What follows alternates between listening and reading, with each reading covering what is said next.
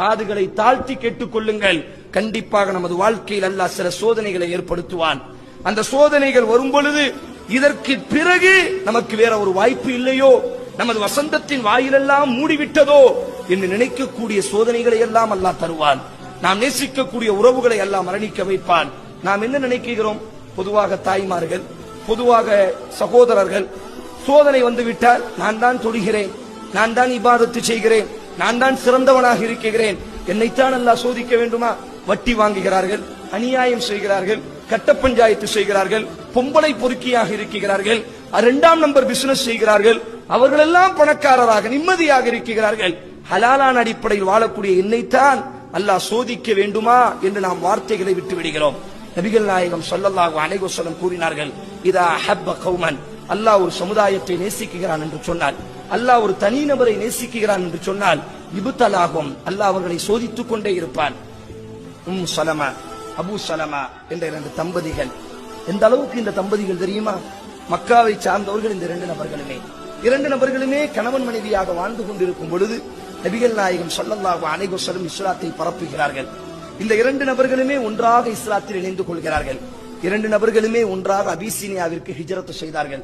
2 நபர்களுமே மக்காவிற்கு திருப்பி ஒன்றாக வந்தார்கள். இவருக்கு இவர்தான் உலகம், அவருக்கு இவர்தான் உலகம். நீங்கள் இமாம் முஸ்லிம் பதிவு செய்கிறார். எப்படிப்பட்ட ஒரு வாழ்க்கைகள்!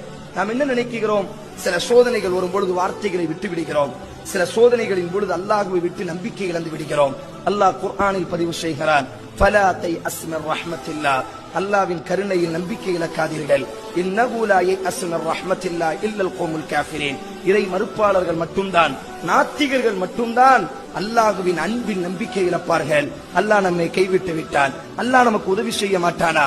நமது தாய் மரணித்து விட்டால், நமது குழந்தை மரணித்து விட்டது, நமது கணவர் மரணித்து விட்டார், இதற்கு பிறகு நமக்கு வாழ்க்கையே இல்லையா என்று நாம் யோசிக்கக்கூடிய பல தருணங்கள் நமது வாழ்க்கையில் வரலாம்.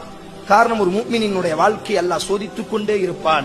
இமாம் முஸ்லிம் பதிவு செய்கிறார்கள், நபிகள் நாயகம் ஸல்லல்லாஹு அலைஹி வஸல்லம் சொன்னார்கள், ஒருவன் மூமினாக அவன் தன்னை இணைத்துக் கொண்டால் அவன் மரணிக்கக்கூடிய வரை அவனினுடைய உடம்பிலும் உயிரிலும் பொருளிலும் குடும்பத்திலும் அல்லாஹ் சோதித்துக் கொண்டே இருப்பான்.